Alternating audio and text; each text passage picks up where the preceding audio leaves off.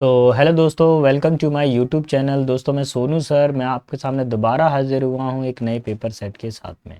दोस्तों जैसा कि हम जानते हैं कि हमारी एग्ज़ाम डेट आ गई है। 10 दिसंबर और 11 दिसंबर को हमारे एग्ज़ाम होने वाले हैं। एसएससी स्टेनो ग्रेड सी और डी 2024 को हमने टारगेट किया हुआ है, और इस टारगेट को हासिल करने के लिए मैं पर डे आपके लिए एक पेपर सेट का सीरीज़ लेकर आ रहा हूँ। इसको आप क्विक रिवीजन समझें। क्या समझें इसको? Quick revision. फास्ट तरीके से हम अपना सिलेबस को पूरा रिवीजन कर रहे हैं। ध्यान रखिए टाइमिंग का। रोजाना रात को 9 बजे मैं पेपर को अपडेट कर देता हूँ। रोजाना रात को 9 बजे मैं एसएससी स्टेनो के पेपर सेट आपको दे देता हूँ। एक पूरा प्लेलिस्ट बना हुआ है एसएससी स्टेनो के नाम से। उसमें सेट नंबर 1 से लेकर 21 तक मैं पूरा एक्सप्लेन कर चुका हूँ। और एक ज़रूरी चीज़, मैं अपने वीडियो के अंदर इधर उधर की बातें नहीं करता हूँ। मैं केवल अप टू द एग्ज़ाम बात करता हूँ, अप टू द मार्क बात करता हूँ। जैसा एग्ज़ाम में पैटर्न आता है, जो सिलेबस आता है, मैं उसी को डिस्कशन करता हूँ। तो चलिए बिना समय गवाए हम अपने वीडियो को शुरू करते हैं। ये रहा क्वेश्चन नंबर 1। अच्छा, मैं आपको बता दूं, मैं क्वेश्चन नंबर 1 से लेकर, ये 1 से लेकर कहाँ 50 तक मैं अपनी पिछली वीडियो के अंदर सॉल्व करा चुका हूँ। इसमें पूरे 100 क्वेश्चन है सेट के अंदर। ये मैं यहाँ 50 तक अपने पिछले वीडियो में सॉल्व करा चुका हूँ। आप जाके एक बार चेक कर लीजिएगा। आज मैं डिस्कशन करूँगा क्वेश्चन नंबर 51 से। ठीक है, तो यहाँ से जुड़ जाएंगे सारे बच्चे। प्लीज़ पेन और कॉपी लेके बैठें। कई ऐसे कंसेप्ट होते हैं जो आपसे मिस हो जाते हैं, उनको ज़रूर लिख लिया करें। एक्सेलरेशन का मतलब क्या होता है? किसी चीज़ के अंदर क्या हो, बहुत ज़्यादा लंबी मतलब बहुत लंबी लंबी फेंकना, ब्रैक करना। ठीक है, इसको बोलते हैं अतिशयोक्ति। हिंदी में क्या बोलते हैं? अतिशयोक्ति। बहुत लंबी लंबी बातें फेंकना। ठीक है।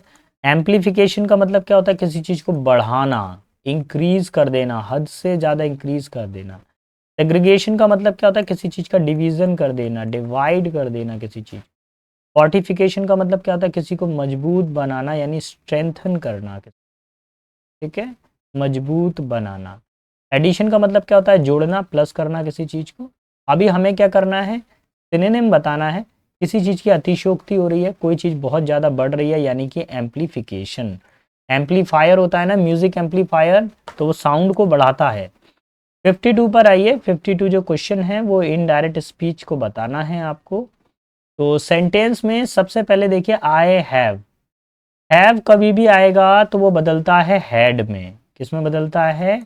अगर आपके पास में हैव आता है तो नरेशन चेंज करते समय वो हैड में बदलता है।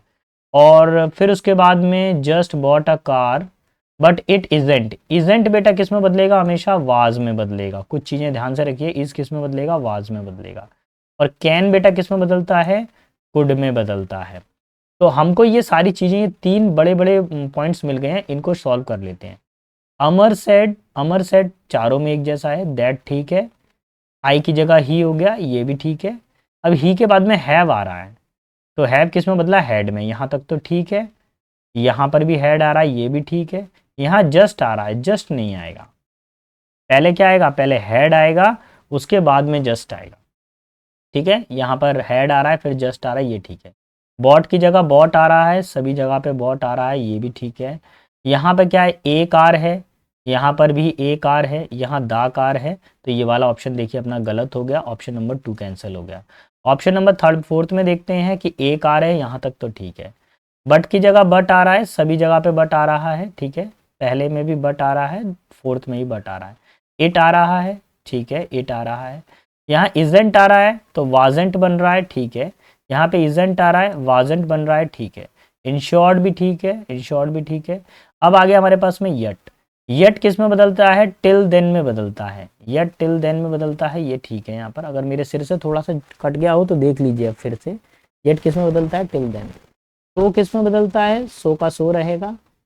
आई की जगह पे ही है, और कैन की जगह पे कुड हो गया, ठीक है। ये कुड नॉट यहाँ पे भी ठीक है, यहाँ पर भी कुड नॉट ठीक है।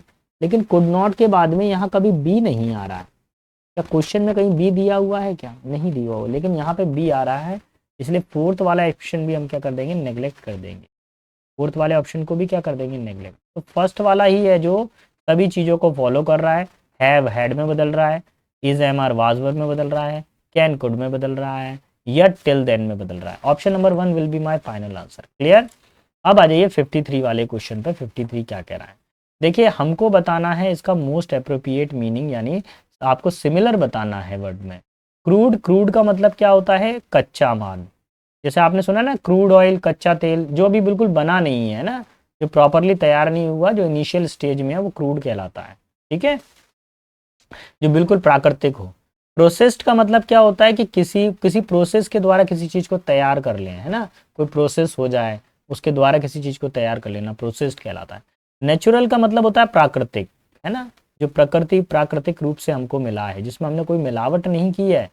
डैम्प का मतलब क्या होता है कि स्लाइटली वेट, स्लाइटली वेट, थोड़ा सा क्या हो, गीला हो।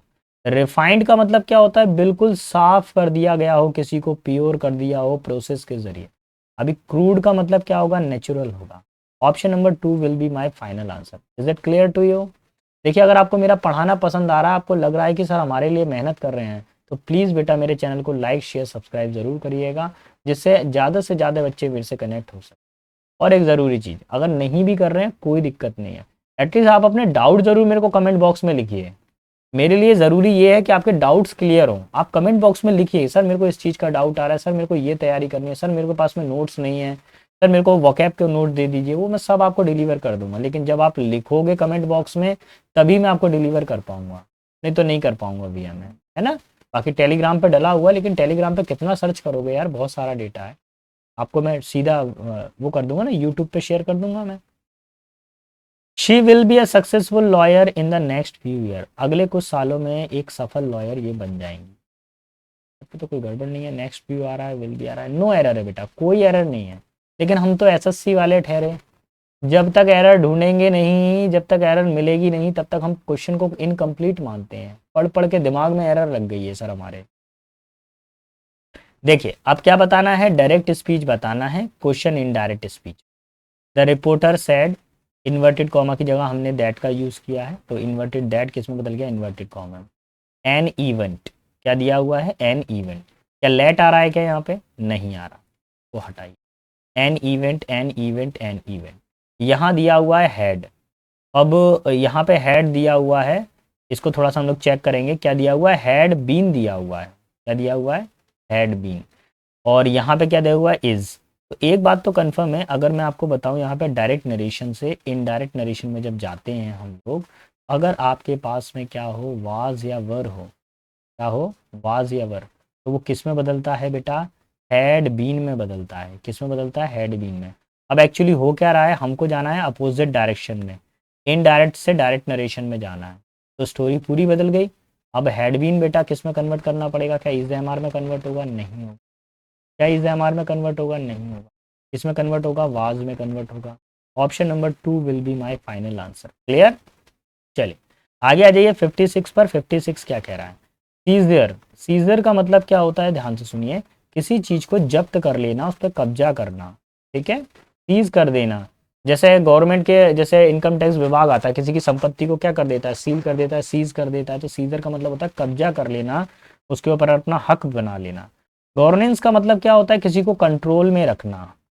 ठीक है, और डेमोन्स्ट्रेशन का मतलब क्या होता है, इसमें आप जनता को दिखाते हो, अ पब्लिक डिस्प्ले। जैसे टीचर आते हैं आपकी ऑफलाइन क्लासेस पर, टीचर आते हैं डेमो क्लासेस देने के लिए, सर 3 दिन डेमो क्लासेस पर आए हैं, पढ़ के देखिए सर अच्छा पढ़ा रहे हैं कि नहीं पढ़ा रहे हैं, तो that is called demo classes. ठीक है, कैप्चर का मतलब क्या होता है, किसी के ऊपर कब्जा कर लेना, किसी को घेर लेना, घेरना। ठीक है, और स्टीलिंग का मतलब क्या होता है, सभी को मालूम है भैया, चुराना होता है स्टीलिंग का मतलब। अभी हमारे पास में क्या हो जाएगा, capture will be my final answer. Clear, क्योंकि सिनोनिम बताना था। आगे बढ़ता हूँ अगले क्वेश्चन नंबर 57 पर। 57 क्या कह रहा है, 57 वाले क्वेश्चन में आपको बताना है एंटोनिम। तो मैं भैया पूरा क्वेश्चन तो नहीं पढ़ता, मैं सीधा यहाँ पर आता हूँ। इसका मतलब क्या होता है, सेवियर का चटपटा होता है। इसका मतलब क्या होता है, स्वाद में कैसा हो, चटपटा स्वाद हो। तो कोई चीज़ नमकीन हो, चटपटी हो, तो उसका उल्टा क्या बनेगा। वर्ड देखिए हमारे पास में, रेंसिड। रेंसिड का मतलब होता है बेकार। ठीक है, पंजेंट का मतलब होता है तीखा स्वाद, तीव्र, तीव्र। मस्टी का मतलब क्या होता है बेटा, कोई बासी भोजन हो, स्टेल।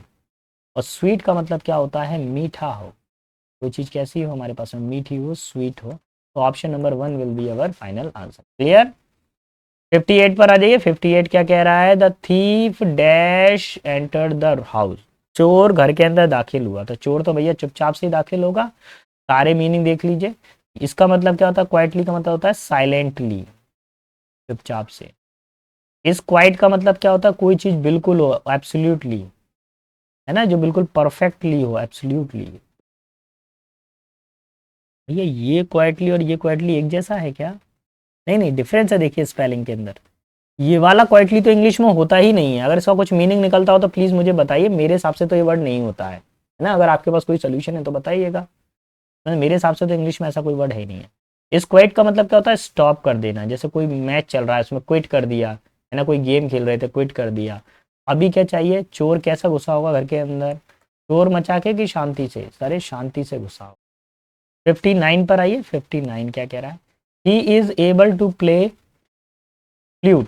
फ्लूट क्या है, वाद्य यंत्र है, बांसुरी। और वाद्य यंत्र से पहले क्या आता है बेटा, आर्टिकल आता है। कौन सा आर्टिकल आएगा, इधर पे एक आर्टिकल आपको लगाना पड़ेगा, द आर्टिकल का यूज किया जाता है, तो द फ्लूट हो जाएगा। Option number 4 will be my final. Clear? 60 पर आइए बेटा, 60 नंबर क्वेश्चन क्या कह रहा है।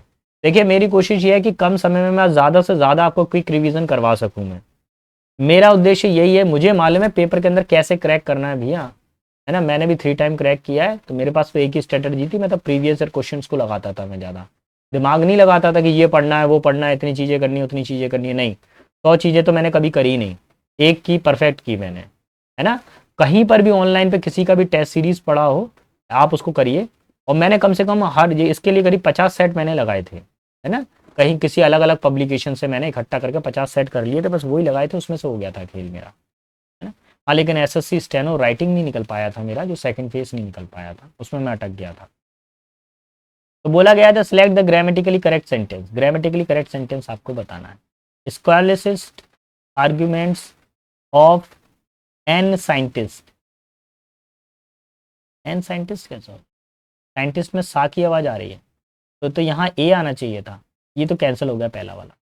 द साइंटिस्ट हो सकता है, ए साइंटिस्ट, द साइंटिस्ट। देखिए ए और एन का तो यूज होना ही नहीं है यहाँ पर, ठीक है।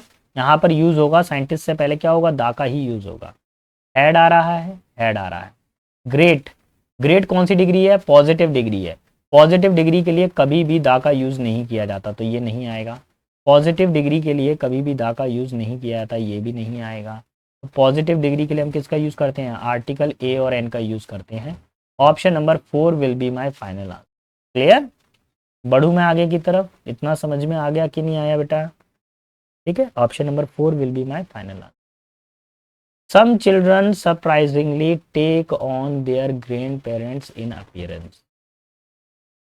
कुछ बच्चे क्या हैं, अपने ग्रैंड पेरेंट्स यानी दादा दादी के समान दिखाई देते हैं। टेक ऑन का मतलब क्या था, एक समान दिखाई दे। टेक ऑन तो नहीं होना चाहिए, यहाँ पर अपन को सेट करना पड़ेगा एक वर्ड, इधर का जो मीनिंग है वो हमको सेट करना पड़ेगा।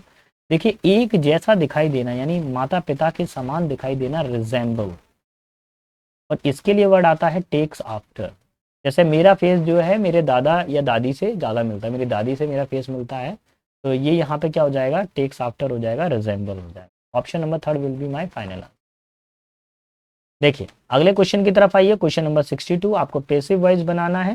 पहले फॉर्मूले को जान लीजिए, पेसिव वॉइस कैसे काम करेगा। पहले एक्टिव वॉइस में वाज या वर आएगा, देन वर्ब की फोर्थ फॉर्म आएगी। आप पेसिव वॉइस जब बनाएंगे तो पहले आएगा वाज वर, और देन आपको करना पड़ेगा बीइंग, और फिर आएगी वर्ब की थर्ड फॉर्म। ये आपको अप्लाई करना पड़ेगा। अब देखिए यहाँ पे वाज आ रहा है, ये फोर्थ फॉर्म। क्लियर? तो यहाँ पर हैड बीन आएगा क्या, नहीं आएगा। वाज के साथ में थर्ड फॉर्म आएगी क्या, नहीं आएगी, हमको बीइंग चाहिए। इज के साथ में बीइंग आएगा क्या, नहीं आएगा। Option number 4 will be our final answer.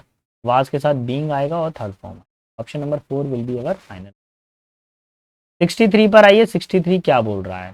पहला दिया हुआ है select the most appropriate meaning of the given idiom. मुहावरे का उचित अर्थ बताइए।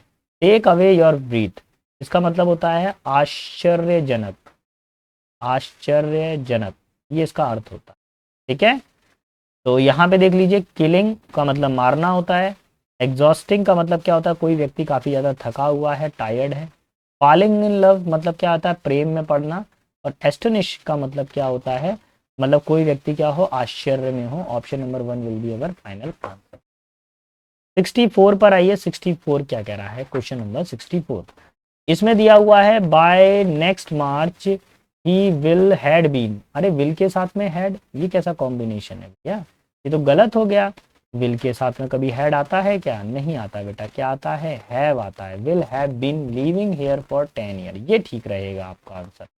Option number 2 will be our final.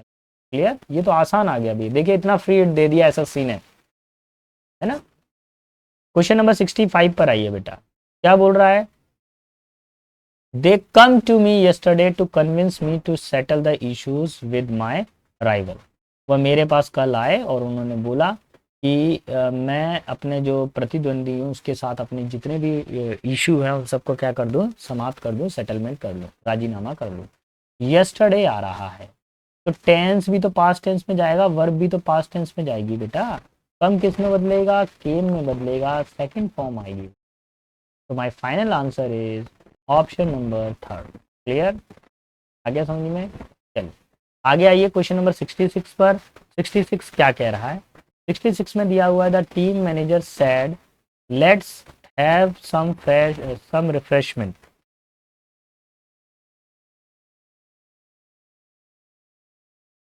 Latus, team manager ने कहा कि चलो हम कुछ रिफ्रेशमेंट खाते हैं।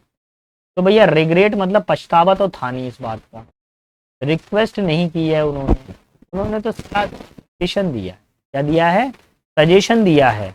और वो सजेशन किसको दिया है, हम लोगों को सजेशन दिया है। Letters to have some refreshments, option number 4 ही इसका अप्रोप्रिएट बनेगा। सर हमने थर्ड क्यों नहीं उठाया, क्योंकि देखिए यहाँ मी है, मे हैव आ रहा है। अगर सजेस्टेड के साथ में आता है तो क्या आता है, शुड आता है। अगर यहाँ पे शुड होता तो मेरी बात, मैं आपकी बात एक्सेप्ट कर लेता कि we should have some refreshment, तो मैं आपकी बात एक्सेप्ट कर लेता, लेकिन नहीं दिया हुआ है। तो जब हमारे पास में शुड का यूज नहीं होता है तब हम क्या करते हैं, TO2 का यूज करते हैं और वर्ब की फर्स्ट फॉर्म का यूज करते हैं सजेशन केस में।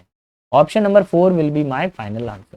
क्लियर, अब आ जाइए 67 पर। 67 क्या कह रहा है, पहले मैं एक फॉर्मूला ड्रॉ कर दूं, यहाँ पर वाज या वर आ रहा है, इसके साथ में कौन सी फॉर्म आएगी, फोर्थ फॉर्म।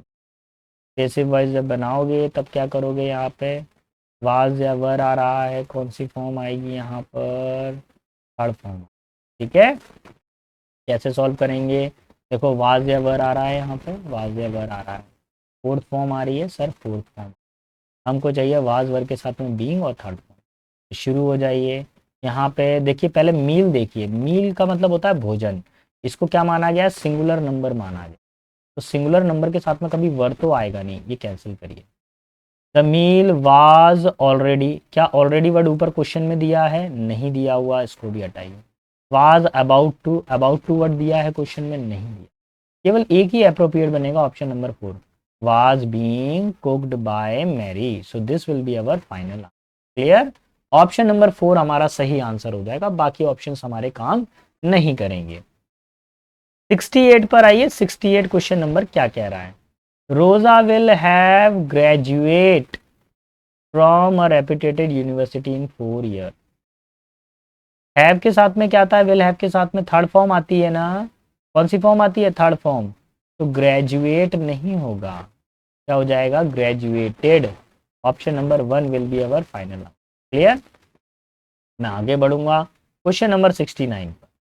69 क्या बोल रहा है, कन्फेंस। कन्फेंस का मतलब क्या होता है, अपनी बात को मान लेना, है ना, अपनी गलती को मानना, तो इसको हम लोग बोल सकते हैं मानना। ठीक है, एग्री कर लेना किसी बात से। फिर दिया हुआ है हमें सिनोनिम बताना है एक्चुअली। डिससिमुलेट का मतलब क्या होता है, ढोंग करना। ठीक है, एक्नॉलेज का मतलब क्या होता है, इसका मतलब होता है किसी चीज को एक्सेप्ट करना। व्हील का मतलब क्या होता है, पर्दा करना। डिनाई का मतलब होता है मना करना।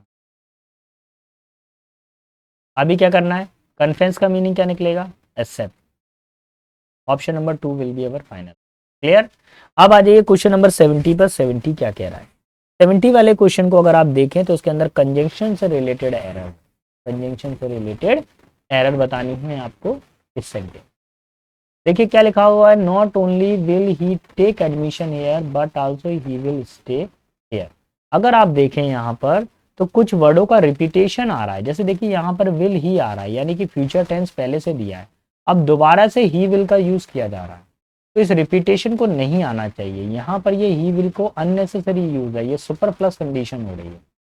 हमने क्या देखा, विल ही टेक वर्ब की फर्स्ट फॉर्म है, तो बट आल्सो के बाद में भी क्या आ जाएगी, यहाँ पे वर्ब की फर्स्ट फॉर्म का ही यूज करना चाहिए। तो हमारा जो आंसर हो जाएगा ऑप्शन नंबर 1। ये विल ही की इसकी रिक्वायरमेंट नहीं है, ये अलग से क्यों दे रखा है, इसकी जरूरत ही नहीं है, हट जाएगा, जुड़ेगा कुछ भी नहीं। Option number 1 will be our final answer.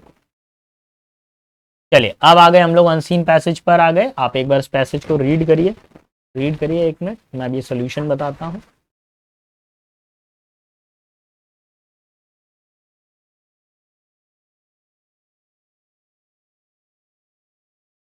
देखिए क्या बोल रहा है वो, with the second largest population in the world, India is home to over the 1.3 billion people. दुनिया की दूसरी सबसे बड़ी पॉपुलेशन है संसार की, भारत 1.3 बिलियन पीपल्स के साथ में। At an average of the 2 children born per women in 2018, 2018 के अंदर हर महिला के कम से कम 2 बच्चों का जन्म हुआ है, प्रति महिला पे 2 बच्चों का जन्म हुआ है। The countries birth rate stood 18.6 for every 1000 inhabited. हजारों में से 18.6 इनकी क्या रही है, बर्थ रेट रही है। The average life expectancy has seen a consistent increase since 1920। 1920 से लगातार क्या हो रही है, कंसिस्टेंसी से बढ़ती जा रही है ना, birth rate, and was around 69 years in 2019। 1920 से लेकर और 1920 से लेकर 2019 तक ये कितना हो गई है, 69 ईयर्स से ये पॉपुलेशन है कंसिस्टेंसी बढ़ती जा रही है। हाउएवर, हालांकि it was still lower than the global average around the 72 years. लेकिन अगर पूरे संसार की अगर देखी जाए तो उसकी 72 ईयर्स में अगर देखा जाए तो ये अभी भी कम है। That same year, country's death was recorded about the 7.3 deaths for every 1000 inhabited। हजारों में से 7.3% लोगों की क्या हुई है, डेथ हुई है बच्चों। इन्फेंट मॉर्टेलिटी, बच्चों का मृत्यु दर has also been on a steady decline over the year due to the increase attention to providing special newborn care unit, routine immunization, access to basic mother and child care facility.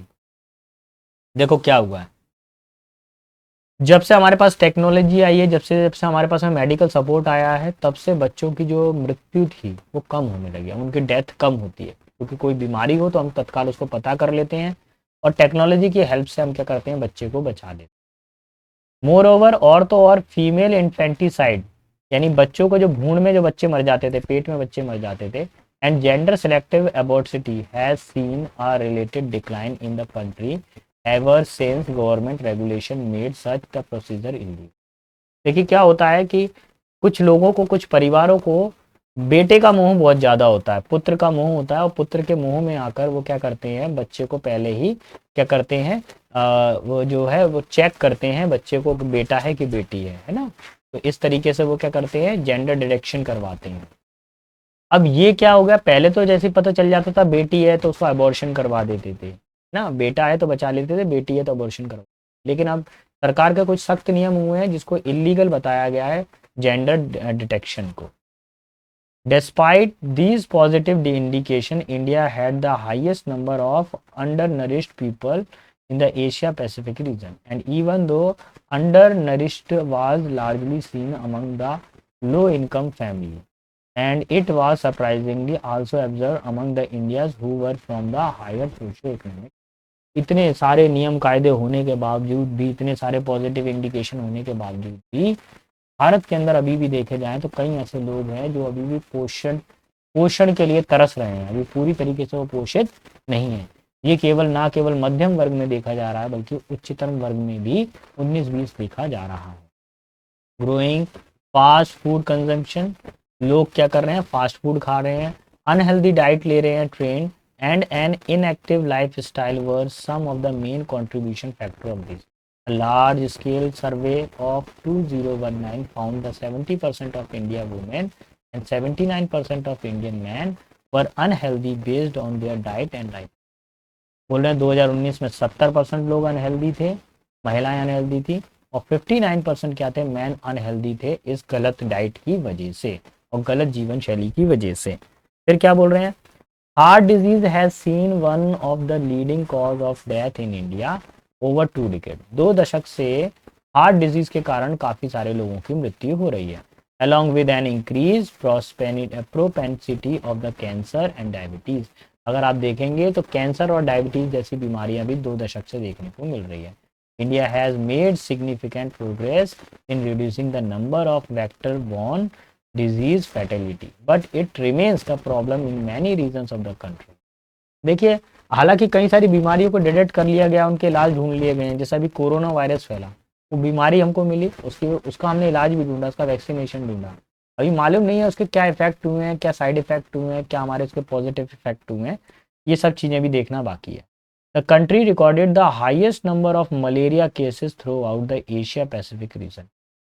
हमारे देश के भारत के अंदर सबसे ज़्यादा malaria की दर पाई गई, Asia के अंदर सबसे ज़्यादा मलेरिया की दर पाई गई है। Other life threatening disease that were prevalent in country were dengue. Bharat के अंदर और भी कई सारे ऐसे कई सारी और भी बीमारी हैं जो जीवन के लिए घातक है, जैसे डेंगू है, टाइफाइड है, ट्यूबरक्लोसिस है, टीबी है, एंड HIV एड्स है, बेस्ड ऑन द। अच्छा चलिए ठीक है, तो इतना यहाँ तक इतनी सारी बीमारी हमारे लिए क्या है, काफ़ी सारी घातक है। अब ये बेस्ड ऑन द पैसेज, अब पैसेज, ये तो क्या है कि गलती से आ गया यहाँ, ये अब यहाँ पर आना चाहिए। अब पैसेज को पढ़ने के बाद में हमको कुछ क्वेश्चंस बताने हैं, वो क्वेश्चंस क्या दिए हुए हैं उनको जान लेते हैं। 71 पर बोला गया है कि विच of the following is about the is true about the average life expectancy. इनमें से कौन सी चीज़ जो है बिल्कुल सत्य है औसत जीवन दर के लिए भारत में। तो देखिए, अगर मैं देखूं इसमें, average life expectancy of the India consist since centuries now, कई वर्षों से चल रही है, नहीं ऐसा नहीं है, लगातार जीवन को नहीं बचाया जा रहा है। एवरेज लाइफ एक्सपेक्टेंसी हमेशा जीवन भारत में हमेशा लो टाइम रहा है, ऐसा लो टाइम तो नहीं रहा है कभी भी। Average life expectancy of India is consistently rising, धीरे धीरे करके बढ़ रही है, अब लोगों को धीरे धीरे करके बचाया जा रहा है। देखिए, बीमारियां हैं, बीमारियों के इलाज आ गए हैं, तो हम क्या बोल रहे हैं, अब लोगों की डेथ कम हो रही है। Average life expectancy of the India is highest in Asia Pacific, नहीं ऐसा नहीं है यार, हाईएस्ट पे कहाँ है। Option number 3 will be my final answer. Clear. अब आ जाइए क्वेश्चन नंबर 72 पर। What is the leading cause of death in India. Bharat में सबसे ज्यादा मृत्यु किससे हो रही है, तो जान लेते हैं भैया, पैसेज में एक बार देख लेते हैं कहाँ दिया हुआ है। हार्ट डिजीज, देखिए यहाँ पे लिखा हुआ, ऊपर देखिए, heart disease has been one of the leading cause of death in India over 2 decade. 2 दशकों से सबसे ज्यादा जो लोग मर रहे हैं वो किससे मर रहे हैं, हार्ट डिजीज से मर रहे हैं, हार्ट अटैक आ रहा है सबसे ज्यादा। 73 पर आइए, what is the main reason behind the high undernourished people in India. इसके अंदर सबसे बड़ा कारण क्या है, लोगों को क्यों पोषित आहार नहीं मिल पा रहा है, क्या जेनेटिक डिसऑर्डर है, ऐसी तो कोई चर्चा नहीं की गई है। फ्रिक्वेंट रिलीजियस फास्ट, लोग क्या करते हैं, फास्ट करते हैं, नहीं। अनहेल्दी ईटिंग हैबिट, नहीं। इसका सबसे बड़ा रीज़न है लो इनकम फैमिली, फैमिली के पास उतना पैसा ही नहीं है कि वो हाई नरिश्ड जो है फूड ले सकें। ठीक है, 74 पर आइए, 74 क्या बोल रहा है। Which of the following disease has not been prevailed in the country since a few year. ऐसी कौन सी बीमारी है जिसकी चर्चा कई वर्षों से नहीं हुई है देश में। देखिए, मलेरिया फैल ही रहा है, टाइफाइड हर साल, डेंगू भी हर साल, पोलियो के बारे में चर्चा कम होती है। तो option number 2 will be my final answer. क्या हो जाएगा, ऑप्शन नंबर 2 मेरा फाइनल आंसर हो। ठीक है, पैसेज में भी पोलियो की ज़्यादा चर्चा हुई नहीं है कहीं पर भी। Which of the following is true according to the above passage. इनमें से कौन सी चीज़ बिल्कुल सही है दिए गए पैसेज से अनुसार। तो आपको देखना है, India has the highest number of under nourish people across the globe. पूरे संसार में सबसे ज़्यादा भारत में ही है कुपोषित, नहीं ऐसा तो नहीं है, और भी कमज़ोर देश हैं भारत से, ये तो आपका कैंसिल हो गया। फोर्थ वाला देखें, India has the second largest population of the world.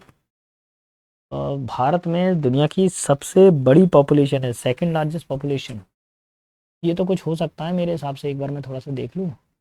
With the second largest population in the world, India is home of 3 billion people. अच्छा, दुनिया की सबसे बड़ी पॉपुलेशन, सेकंड लार्जेस्ट पॉपुलेशन है अपने पास में 1.3 बिलियन। देखता हूँ, देख लेता हूँ कुछ गड़बड़ हुई है क्या। देखिए इसमें क्या है कि दुनिया की सबसे बड़ी पॉपुलेशन तो हमारे पास में है, लेकिन इधर पे क्या क्लियरेंस आ रहा है कि India is home to the over 1.3 billion people. इतने लोगों का क्या है वो घर है, ये तो हो नहीं सकता। फिर देखो इसके बाद में India is free of vector borne disease, इससे तो फ्री नहीं हो पाए। सो ऑप्शन नंबर 2 बिल्कुल क्लियरेंस दे रहा है। सेकंड लार्जेस्ट पॉपुलेशन के साथ में यहाँ कैलकुलेशन भी वो बता रहा है, कैलकुलेशन से हमको ज़्यादा क्लियर समझ में आ रहा है कि भैया ये दुनिया की सेकंड लार्जेस्ट पॉपुलेशन।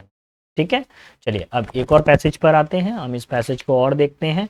थोड़ा सा सिर्फ 15 मिनट दीजिए और ये पेपर सेट हमारा कंप्लीट होने वाला है। ठीक है, क्वेश्चन नंबर 75 तक हो गए ना। पैसेज के एक्सप्लेनेशन में बहुत ज़्यादा टाइम जाता है ना। आप भी समझते हैं पैसेज बड़ा आता है और मैं इसके एक्सप्लेनेशन को भी नहीं छोड़ सकता, ये पूछा ही जाता है तो मेरे को तो करना ही पड़ेगा explain. Americans are looking to get out of the town after a year virus related travel restriction. देखिए अमेरिकन्स जो हैं उनको क्या कर रहे हैं, शहरों के बाहर जा रहे थे तो वायरस रिलेटेड ट्रैवल को उन्होंने रेस्ट्रिक्शन कर दिया। मतलब किसी क्षेत्र में अगर कोरोना फैला हुआ है तो उधर के लोग इधर के उधर ट्रैवल नहीं करेंगे।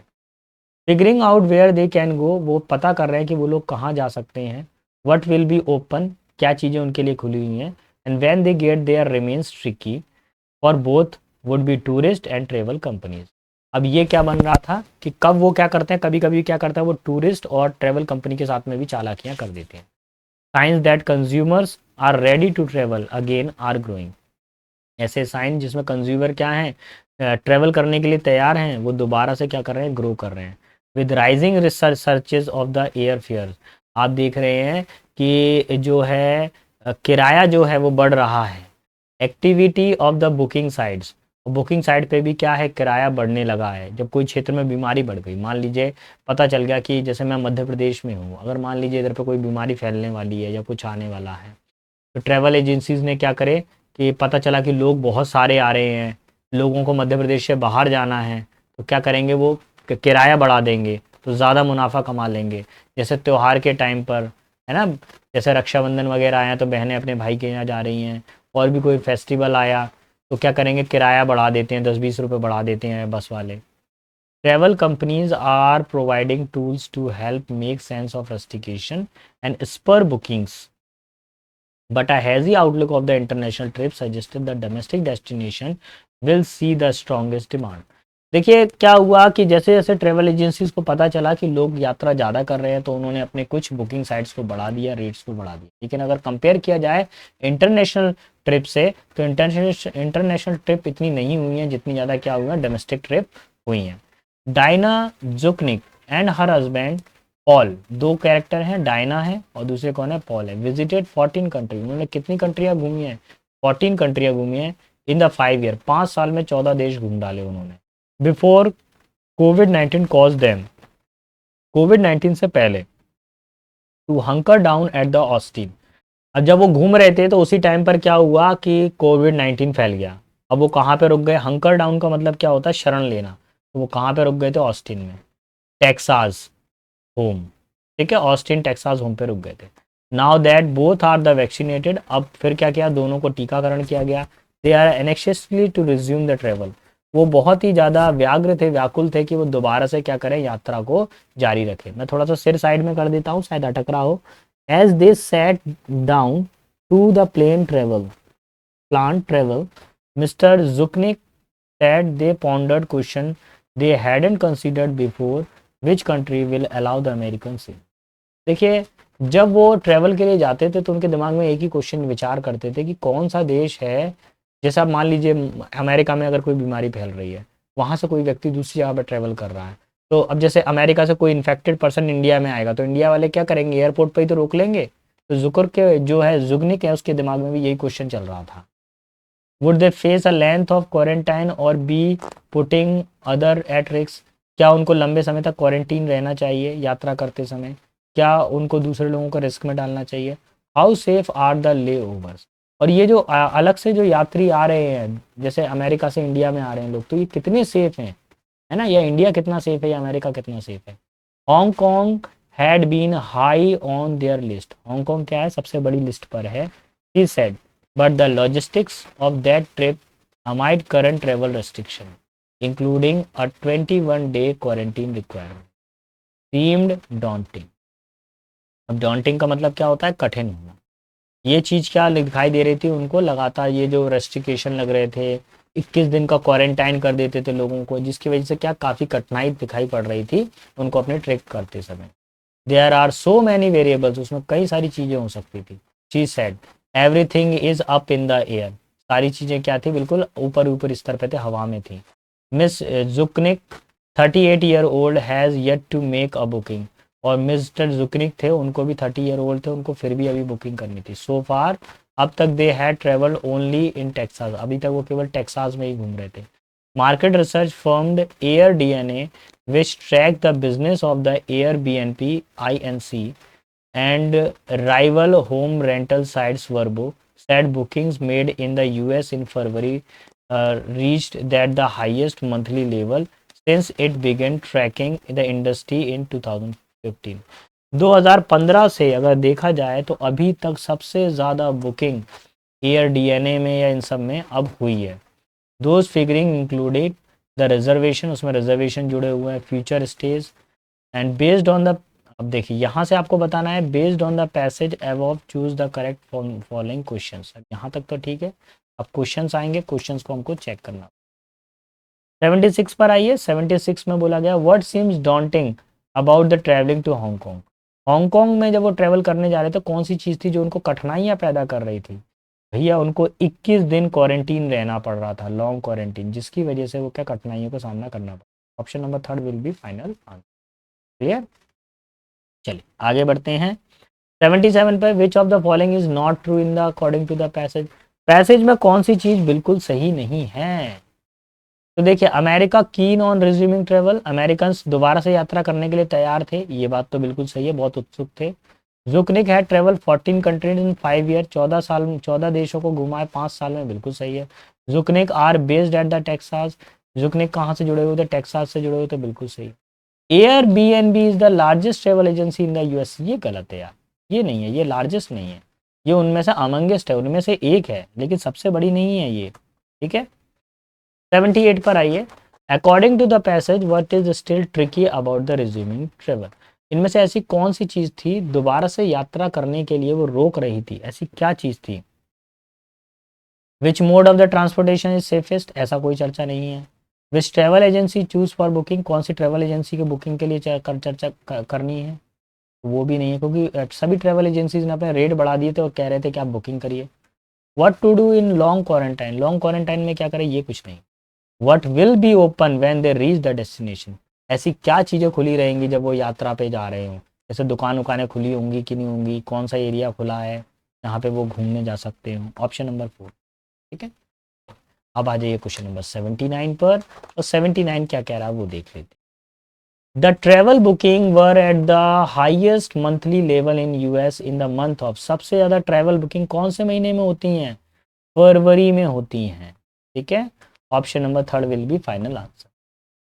80 पे देखिए, where have the Zuknic travel post virus scars, जुकनिक ने वायरस के बाद में उसके जो प्रभाव थे उसने कब झेले थे, किस एरिया में झेले थे, कहाँ पर था वो, विद इन टेक्सास, टेक्सास में, ठीक है। Option number 1।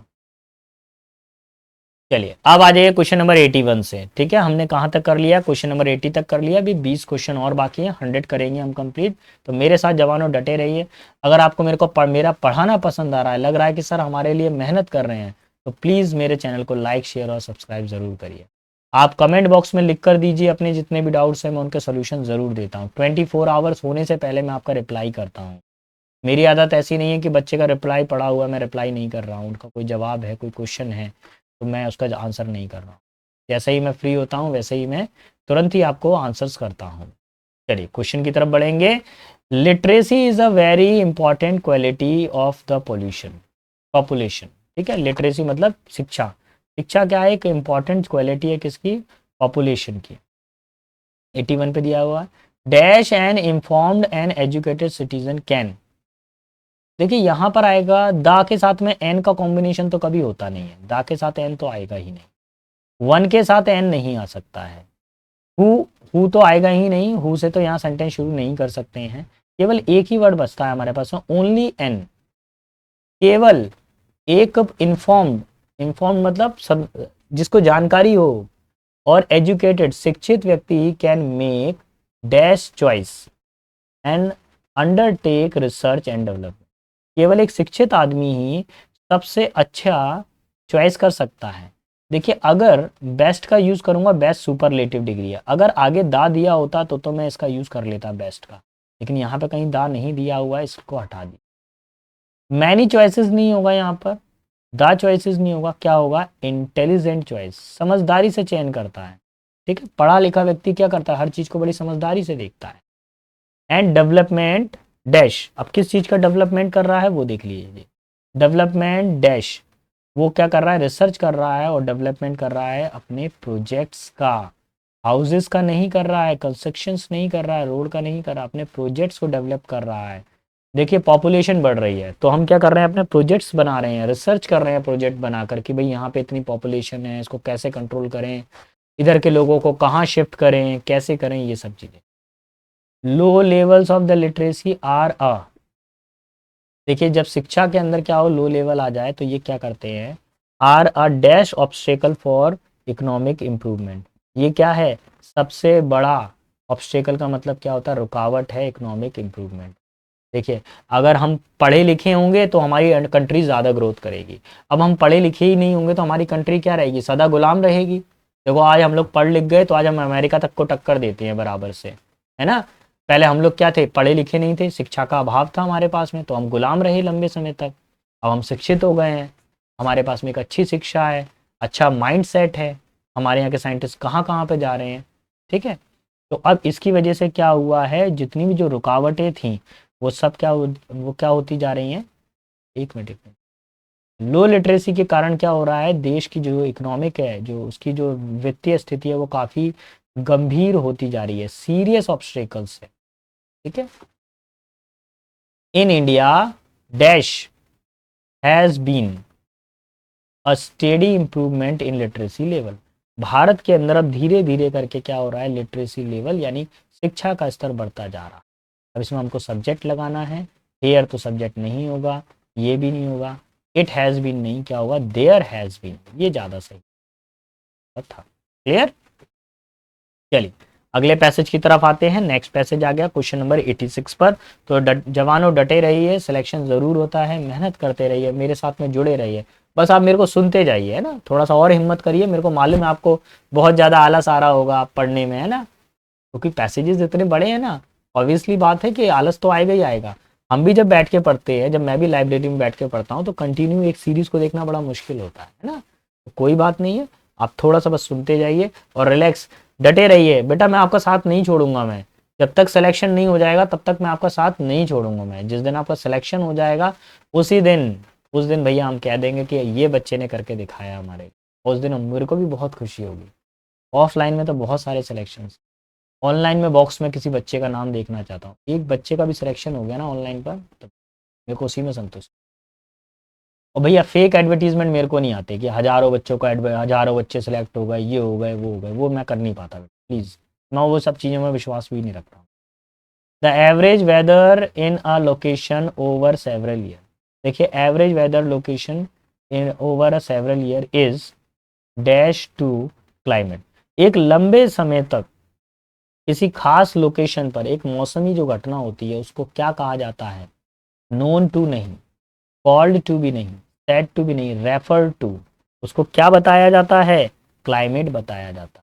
ठीक है, मौसम बताया, climate change is climate change is characterised by a dash in those average circumstance. ठीक है, जो क्लाइमेट चेंज है वो क्या होता है, कुछ चीज़ों की वजह से क्या कैरेक्टराइज किया जाता है, ग्लैंस मतलब एक नज़र से नहीं, चांस मौके से नहीं, डिक्लाइन गिरावट से नहीं, शिफ्ट से, कैसे देखा गया कि जैसे मान लीजिए एक एरिया है यहाँ पर, तो जैसे यहाँ से हवा चल रही है इस साइड पे जा रही है ऐसे। ठीक है, तो जनवरी फरवरी में कहाँ यहाँ पे थोड़ा सा ठंडी हवा होने लगी, फिर उसके बाद में मार्च अप्रैल में यहाँ पे ठंडी हवा होने लगी, फिर उसके बाद में जून जुलाई में। तो ऐसे क्या हो रहा है, मौसम का शिफ्ट हो रहा है एक जगह से दूसरी जगह। ठीक है। फिर बोला जा रहा है the fast climate change we are presently witnessing is the result of humans dash of oil gas coal in their homes industry and transportation. अब देखिए, मौसम के परिवर्तन के कारण हमारे जीवन में भी कई सारे परिवर्तन आ रहे हैं, और इसका सबसे बड़ा उदाहरण जो है, हम क्या कर रहे हैं, स्पिल का मतलब होता है फैलाना। क्या हम ऑयल या गैसेस को फैला रहे हैं? नहीं। क्या ऑयल या गैसेस को हम वेस्ट कर रहे हैं? नहीं। क्या हम परचेज कर रहे हैं? हाँ, परचेज तो कर सकते हैं। क्या हम यूज कर रहे हैं? ये ज्यादा सही रहेगा, हम उनका उपयोग कर रहे हैं। यूजेस के साथ में क्या आता है, हमेशा ऑफ आता है। देखिए, कभी भी पता करना हो किस एरिया में कैसा मौसम है, उसकी खरीदारी से पता चल जाता है। अगर सुपर मार्केट के अंदर बहुत सारे वुलन कपड़े हैं, बहुत सारे ऊनी कपड़े हैं, तो हम ये समझ लेंगे कि वहां पे सर्दी है।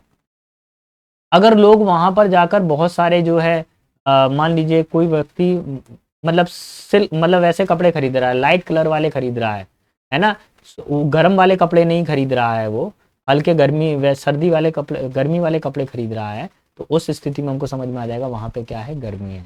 अब मुझे एक बात बताइए कि वाटर हीटर गर्मी में ज़्यादा बिचेंगे कि सर्दी में ज़्यादा बिचेंगे? वाटर हीटर तो सर्दी में बिचेंगे ना ज़्यादा, तो उससे हमको अनुमान हो जाएगा क्षेत्र में सर्दी है। वैन दीज फॉशल फ्यूल्स, ये जितने भी जो फॉशल फ्यूल्स बताए गए हैं, are are dash they emit green house gases. जैसे जितने भी ये फॉशल फ्यूल्स हैं, अगर इनको हम लोग जलाएंगे, तो जलाने के लिए वर्ड देखिए, डिकम्पोज मतलब दफन करना नहीं, फ्यूज्ड मतलब क्या, एक दूसरे से टकराकर फ्यूज कर देना नहीं, रिफाइंड साफ करना नहीं, बर्न। अगर ये सारी चीज़ें ऑयल गैस कोल इन सबको जब जलाया जाता है, तो इससे क्या निकलती है, ग्रीन हाउस गैसेज निकलती है। मोस्टली CO2, सबसे ज़्यादा क्या निकलता है इसमें, CO2। फिर क्या बोल रहे हैं, these gases capture the sun heat. ये जो गैसेज होती हैं, ये क्या करती हैं, सूरज की जो किरणें आ रही हैं, सूरज की जो गर्मी आ रही है, उसको क्या कर देती हैं, कैप्चर कर देती हैं। And raising the planets dash, और प्लानेट का जो टेम्परेचर है उसको बढ़ा देती है। पॉल्यूशन को नहीं बढ़ाती, प्रेशर को नहीं बढ़ाती, ह्यूमिडिटी को नहीं बढ़ाती, किसको बढ़ाती हैं, टेम्परेचर को बढ़ाती हैं। Option number 3 will be final answer. Clear. अब आ जाइए क्वेश्चन नंबर 91 पे। 91 क्या कह रहा है, 91 पे देखिए, there are dash when everyone has to face grief. अरे इसका ऑप्शन कहाँ चले गए, सुनो। हाँ, ये यार क्या गड़बड़ कर दिया है, ये तो मैंने गड़बड़ कर दिया, ये तो बिल्कुल ही गड़बड़ कर दिया। क्या दिमाग लगाया। चलो ठीक है, मैं अब ऐसे ही पढ़ाना पड़ेगा। ठीक है बेटा, सॉरी बेटा, थोड़ा कुछ गड़बड़ हुआ, लेकिन डोंट वरी, आपको फील नहीं हुआ कि ये गड़बड़ हुआ। There are dash when everyone has to face grief. अब 91 पे ऑप्शन देखिए, यहाँ पर क्या होता है कि कभी का हर व्यक्ति के जीवन में एक ऐसा समय आता है जब उसको क्या करना पड़ता है, दुख का सामना करना पड़ता है। ठीक है, तो जीवन में समय आता है तो क्या आता है, टाइम्स आता है। क्या आता है, टाइम्स आता है हर किसी व्यक्ति के जीवन में, जब उसको क्या करना पड़ता है, दुखों का सामना करना पड़ता है। when someone dear to oneself die, जब एक प्रिय व्यक्ति की मृत्यु हो जाती है, one is left in the state of in which shock and grieve dash the ordinary life. व्यक्ति क्या पड़ जाता है, दुखों के सागर में गिर जाता है, और उसके लिए बहुत मुश्किल हो जाता है उस दुख से बाहर निकलना। ठीक है, दुख से बाहर निकलना। जैसे कोई आपको, जैसे आप देखिए घर पे क्या करते हैं, एक डॉग भी अगर पालते हैं, और अगर डॉग की अगर डेथ हो जाती है, तो उसका कितना दुख होता है, तो इंसान के जाने का कितना दुख होता होगा, वो तो जिसका जाता है उसको पता चलता है। ठीक है, one is left in the situation when one feel there is nothing can do. व्यक्ति को ऐसा महसूस होता है कि वह कुछ नहीं कर सकता। Grief and mourning are not always associated with only death. बोला गया है दुख और निराशा हमेशा मृत्यु से नहीं जुड़ी होती। It also happens with their other type of losses. ये कुछ और भी कारण हो सकते हैं व्यक्ति के दुखी होने के। It could be the loss of one's job, नौकरी का खो जाना, लॉस ऑफ वंस हाउस, घर का खो जाना, लॉस ऑफ क्लोज फ्रेंड, प्रिय मित्र का खो जाना, और पार्टनर का। The best people who are able to cope with these are those who come from the culture at that have strict formal dash intensive mourning ritual. देखो ये हो भी ऐसा भी सकता है कि पुराने समय में कुछ रिचुअल्स होते थे, उससे भी हम लोग क्या करते थे, अपने दुखों को व्यक्त करते थे। और तो नहीं आएगा, आल्सो नहीं आएगा, यहाँ पर बेटा क्या आना चाहिए, एंड आना चाहिए। वो क्यों आएगा अभी मैं बता रहा हूँ, 93 में एंड क्यों आएगा। देखिए यहाँ पर आएगा formal and intensive morning rituals. ठीक है, ये ज़्यादा सही रहेगा, फॉर्मल और इंटेंसिव। देखिए यहाँ पर क्या लगा हुआ है, हैव लगा है, स्ट्रिक्ट कठोर, फॉर्मल मतलब औपचारिक, और इंटेंसिव मतलब गहन मॉर्निंग रिचुअल्स होते थे, ठीक है, दुखों से भरे हुए। In India we have diverse rituals, हमारे पास में विभिन्न विभिन्न तरह के रिचुअल्स होते हैं, विभिन्न विभिन्न प्रकार के रीति रिवाज है, which nowadays are being discarded, जिनको अब हमने क्या कर दिया है, अनदेखा कर दिया है। But these help in crisis, लेकिन ये चीज़ें क्या करती है, हमें दुख में सहायता करती हैं। The near and dear ones come to share the brief grief apply balm with their words on the solace. देखिए जब नियर और डियर जब हमारे पास आते हैं और हमारे दुखों को दुख, जैसे अब मेरे को कोई प्रॉब्लम है, दुख है, तो अगर मैं अपनी मम्मी से जाकर शेयर करूंगा, मैं अपने भाई को जाकर बताऊंगा, बहन से शेयर करूंगा, अपनी पार्टनर से चर्चा करूंगा उसके बारे में, तो वो कुछ ना कुछ मेरे को आइडिया देंगे, मेरे को दुख से बाहर निकलने का तरीका बताएंगे। इन मॉर्निंग, दुख में, it is an essential part of coming dash term with loss. देखिए दुख आते हैं और दुख क्या करते हैं, कुछ हमको नुकसान करके भी जाते हैं, ये बात तो है। दुख क्या करते हैं, हमको कुछ नुकसान भी पहुंचा के जाते हैं। तो ये क्या करते हैं हमारे लिए, लॉसेस टू आएगा यहाँ पर, क्या आएगा, टू ऑप्शन आएगा यहाँ पर। अगर आप देखें यहाँ, तो कमिंग टू, कम के साथ में क्या आएगा, टू आता है, coming to term with the loss. ठीक है, हम लोग 94, अब सब सही आएगा। बोला गया है देयर कम्स अ टाइम, एक बार समय आता है, when one has to give up one's grief, एक समय ऐसा भी आता है व्यक्ति को अपने दुखों को छोड़ना पड़ता है, rejoin the main stream of the life, उसको जीवन के नए नए पहलू में दोबारा से जुड़ना पड़ता है। Morning in it self passes through the these faces, दुख भी धीरे धीरे करके गुजर जाता है, जैसा सुख आएगा तो सुख भी स्थायी नहीं है, दुख आएगा तो वो भी स्थायी नहीं है। फर्स्टली, सबसे पहले, it is in the nature of the shock and disbelief, a feeling of the numbness overtake, the brain is not in a position to dash it, and to dash it happens one expect the arrival of the loss of thinking that nothing will change and we will be with the loss at once। देखिए क्या होता है कि कभी दिमाग को ऐसा लगता है कि कुछ नहीं बदलने वाला, जैसे किसी का कोई पार्टनर चला गया तो वो ये सोचता है कि यार अब मेरा जीवन खत्म हो गया, अब कुछ नहीं रहा मेरे जीवन के अंदर, कुछ नहीं बदलेगा, मैं दुख के सागर में पड़ गया हूँ, मेरा जीवन तो हमेशा दुखी रहता है, मेरा पेपर नहीं निकल पाया, मैं 2 साल से तैयारी कर रहा हूँ, मेरा नहीं हो पाएगा, या इसका हो जाएगा या उसका हो जाएगा, इस तरह की चीज़ें दिमाग में चलती। लेकिन सेकंड फेस भी है इसका, इसका सेकंड फेस भी है। One realise the truth, the loss has actually happened and was not a dream, it is now one feel the pain, now one recollect an old moment and memory guilt creep in. देखिए क्या होता है, इसका second phase भी है, हमारे दिमाग में ये चलता है कि ऐसा नहीं कर पाएंगे, वैसा नहीं हो पाएगा, या ये नहीं हो पाएगा। देखो एक प्रकृति का एक नियम है, वो हमेशा सर्कल चलती रहती है। अब देखो जितना दुख इस तरफ है उतना ही सुख इस तरफ है, ठीक है, बैलेंस दें ये दोनों चीज़ें। तो फर्स्ट और सेकंड फेज में यही होता है। Option number 2 will be our final. Clear, आगे बढ़ते हैं। चलिए अब हमारे पास में गिने चुने कुछ क्वेश्चन रह गए हैं, 5 क्वेश्चन और रह गए हैं, हम लोग 96 से चर्चा करेंगे और एक एक करके देखते हैं question. When trust is broken, जब विश्वास टूटता है, as it being done often the present day world, the world seems upside down for the people who are suffering due to their trust being broken। देखिए जब जब किसी का भरोसा टूटता है तो वो व्यक्ति टूट जाता है। आज के संसार में धोखा देना या धोखा मिलना आम बात हो गया है, ठीक है। When close friend और close relative break their, जब क्लोज फ्रेंड और क्लोज रिलेटेड ब्रेक देयर, तो वो क्या तोड़ते होंगे भैया, सीधी सी बात है, वो तोड़ते हैं विश्वास को, ब्रेक द ट्रस्ट। वो किसको तोड़ते हैं, जब वो विश्वास को तोड़ते हैं। टूट गया विश्वास, यहाँ पे टूट गया विश्वास। ब्रेक द ट्रस्ट, जब वो विश्वास को तोड़ते हैं। It is dash natural to feel hurt and experience misery. तो ये हमारे लिए क्या होता है, ये बिल्कुल सही बात है, ये प्राकृतिक बात है, ये क्वाइट नेचुरल, ये बिल्कुल क्या है, बिल्कुल एब्सोल्युटली सही है। है ना, क्वाइट नेचुरल है, ये नेचुरल बात है कि हमको काफ़ी ज़्यादा दुख महसूस होगा। ठीक है, यहाँ पे क्या आ जाएगा, कहाँ गया?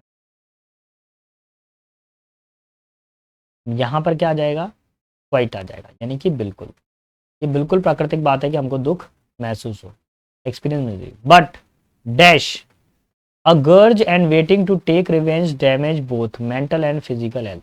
लेकिन अगर हमारे अंदर क्या किसी प्रकार का गर्ज है, गर्ज का मतलब क्या होता है कि काफ़ी असंतोष की भावना है, मतलब द्वेष है, जलन की भावना है, हिंसा की भावना है हमारे मन के अंदर, हम बदला लेना चाहते हैं, और बदले की भावना अगर हम अपने मन में रखते हैं तो हम मानसिक रूप से और शारीरिक रूप से बिल्कुल नष्ट हो जाते हैं। ठीक है, तो थर्ड का आंसर जो हमारे पास जो हो जाएगा 98 का आंसर वो हो जाएगा, अगर हम लंबे समय तक, ग्रैब मतलब पकड़ना नहीं, ग्रैबिंग का मतलब भी वस्तु को पकड़ना नहीं, होल्ड नहीं, क्या जाएगा, होल्डिंग। अगर हम लंबे समय तक अपने इमोशंस को इसी तरीके से होल्ड करके रखे हैं, है ना, जैसे पेरेंट्स ने डांट दिया, कई बच्चे तो पेरेंट्स की बात का ही बुरा मान जाते हैं, मम्मी पापा ने डांट दिया मुंह फुलाए घूम रहे हैं, वो बात नहीं कर रहे हैं। मैंने कई ऐसे बच्चे भी देखे हैं कि अपनी मम्मी से, अपने पिताजी से 2-2 3-3 दिन तक बात नहीं कर रहे हैं, गुस्से में, हफ्ते हफ्ते भर तक बात नहीं हो रही है। आप क्या शो कर रहे हैं, मेरे को तो ये समझ में नहीं आ रहा है। पेरेंट्स हैं आपके, कोई दुश्मन नहीं है, कुछ कह दिया तो बस सुन लीजिए, कोई दिक्कत नहीं है। आपकी किसी बात से नाराज हैं तो ठीक है, उनका हक है, नाराज होने दीजिए उनको। समय बाद में देखिए, पेरेंट्स मैंने देखा है दुनिया के कितने भी कड़क पेरेंट्स हों, झुकते अपने बच्चे के लिए ही हैं, अन्यथा किसी चीज़ के लिए नहीं झुकेंगे, कभी नहीं हारेंगे, हारेंगे तो अपने बच्चे से ही हारेंगे वो। This is very crucial stage, ये क्या होती है, बहुत ही ज़्यादा गंभीर स्थिति होती है हर किसी के लिए। वन नीड्स टू अंडरस्टैंड, व्यक्ति को समझना चाहिए, he is already suffering and negative emotion, वो पहले से ही नेगेटिव इमोशन से सफ़र कर रहे होते हैं, रिवेंज बदला लेने की भावना, गर्ज असंतोष है, द्वेष है मन के अंदर, एंड एंगर गुस्से से, will let him her down completely. व्यक्ति के अंदर जब बदले की भावना आ जाती है, द्वेष की भावना आ जाती है, जलन की भावना आ जाती है, तो वो व्यक्ति को हमेशा के लिए क्या कर देती है, समाप्त कर देती है। ठीक है, so what should one do, तो एक व्यक्ति को क्या करना चाहिए, when dash trust is broken is the question. तो एक व्यक्ति को क्या करना चाहिए जब उसका, देखिए यहाँ वन आ रहा है तो आगे भी जो प्रोनाउन आएगा वो वन ही आएगा, तो वन नहीं आएगा तो क्या आएगा, वंस आएगा यहाँ पे, पर इज और देयर नहीं आएगा, क्या आएगा, वंस। जब किसी का विश्वास टूटता है, mind coaches, mind coaches and religious gurus and wellness trainer suggested a noble quality of forgiveness. देखिए दिमाग के जो कोचेज होते हैं, रिलीजियस गुरु होते हैं और वेलनेस ट्रेनर होते हैं, वो सब क्या बोलते हैं, सबसे बड़ा इसका उपचार, मेडिसिन यही है, फॉरगिवनेस, क्षमा कर दीजिए, अपने शत्रु को क्षमा कर दीजिए। जैसे ना किसमें, कौन फेमस, हाँ हाँ, भगवान बुद्ध, भगवान बुद्ध का अगर आप देखोगे ना, तो भाई साहब इतना साइलेंट माइंड, टेंशन फ्री आदमी, कुछ भी उनको बोलो उन पर कोई इम्पैक्ट ही नहीं पड़ता था। लोग गुस्सा हो रहे हैं, कुछ ना कुछ कह रहे हैं, वो इस लेवल पे चले गए थे, उनको इतना नॉलेज हो गया था कि वो हर किसी को क्षमा कर देते थे, वो समझ चुके थे हर चीज को, है ना। It is the quality which we need to practise for our own well being. It does not simplify mean that forgetting what happened, it is understanding the from other point of view. देखिए इसका मतलब ये नहीं है किसी ने बुरा कर दिया तो आप सारी चीजों को भुला दें। फॉरगिवनेस का मतलब ये है कि आप अपने पॉइंट ऑफ व्यू से देख रहे हो, आप प्लीज एक बार दूसरे के पॉइंट ऑफ व्यू से तो देखिए। जैसे मैं आपसे बोल रहा हूँ भैया, बेटा याद कर आना है, वर्ड मीनिंग याद करना, चाहे कुछ भी हो जाए। अब हो सकता है कि आपके पास समय हो, लेकिन आपका फ्रेंड एक पार्ट टाइम जॉब भी करता है, उसके पास समय ना हो, वो तो दोनों ही काम कर रहा है। आपके पास फैमिली सपोर्ट है, आपके पास में पैसों की सपोर्ट है, लेकिन आपके फ्रेंड के पास नहीं है, उसको तो पार्ट टाइम जॉब ही करना है। तो किसके लिए ज़्यादा टफ होने वाला है, पार्ट टाइम जॉब करने वाले के लिए। आपके लिए तो ईजी होने वाला है कि भाई मेरे को पढ़ना ही है जस्ट। ठीक है, तो ऐसे सिचुएशन को समझना चाहिए। कभी कभी फेलियर्स होते हैं लाइफ के अंदर, और अक्सर होते हैं, फेलियर्स होना बहुत ज़रूरी है। If there is something comprehensible, अगर किसी चीज़ को हमको समझना है, we can try to repair the relationship, हमको सब चीज़ें समझदारी से करनी है और रिश्ते को सुधारने की कोशिश करना चाहिए। Forgiveness helps to be good, अगर आप किसी को क्षमा कर देते हैं तो आप अच्छे होते हैं। Makes one stand high in every human relationship, व्यक्ति को हर ह्यूमन रिलेशनशिप में क्या करता है, वो खड़े होने के लिए मदद करता है, आप ऊंचे खड़े रह सकते हैं। तो forgiveness is not only power, तो फॉरगिवनेस, क्षमाशील केवल ताकत ही नहीं होती, but also power, power giving, लेकिन वो क्या करती है, ताकत भी देती है। The entire world along with the lives of the people in it dash on the trust. जो भी जीवन है वो किस पे चल रहा है, विश्वास पे चल रहा है। अब एक ज़रूरी चीज़, हम रोज़ाना रात को 9 बजे मिलते हैं। रोज़ाना मैं आपको इस एसएससी स्टेनो का एक पेपर सेट डिलीवर करता हूँ, तो प्लीज़ मिस ना करा करें। वीडियो 9 बजे नहीं देख पाया करें तो बाद में देख लिया करें, लेकिन देखा ज़रूर करें जिससे आपका सिलेक्शन हो बेटा। कल मैं फिर नई वीडियो के साथ में आऊँगा सेट नंबर 23 के लिए। फिलहाल अभी इसका आंसर कर देते हैं। 100 का जो आंसर लगेगा वो हो जाएगा ऑपरेट्स। क्यों हो जाएगा ऑपरेट्स? देखिए, entire world along with the lives of the people in it। along with से पहले जो सब्जेक्ट है एंटायर वर्ल्ड, ये सिंगुलर सब्जेक्ट है, इसलिए वर्ब भी कैसी आएगी, सिंगुलर वर्ब आएगी, इसलिए ऑपरेट्स आएगी। तो option number 4 will be our final. Clear बेटा? आई थिंक, आई होप आपको समझ में आया होगा। अगर आपको कहीं भी कोई भी डाउट आ रहा है तो प्लीज़ मुझे इस व्हाट्सएप नंबर पर आप कांटेक्ट कर सकते हैं। मेरा टेलीग्राम चैनल का लिंक भी दिया हुआ है डिस्क्रिप्शन बॉक्स में, उसमें भी आप चेक कर सकते हैं। ठीक है, किसी को अगर वॉकएप का पीडीएफ नहीं मिला है तो मेरे इस नंबर पे आप व्हाट्सएप कीजिए या कमेंट बॉक्स में लिखिए पीडीएफ के बारे में, तो मैं वहाँ पर भी आपको शेयर कर दूँ। ठीक है बेटा, आज के लिए इतना ही बेटा। बेस्ट ऑफ लक, अच्छे से तैयारी करें बेटा, अपने और अपने माता पिता के नाम को रोशन करें। Best of luck, see you tomorrow, कल मिलते हैं। Tata bye bye, tata bye bye, tata bye bye.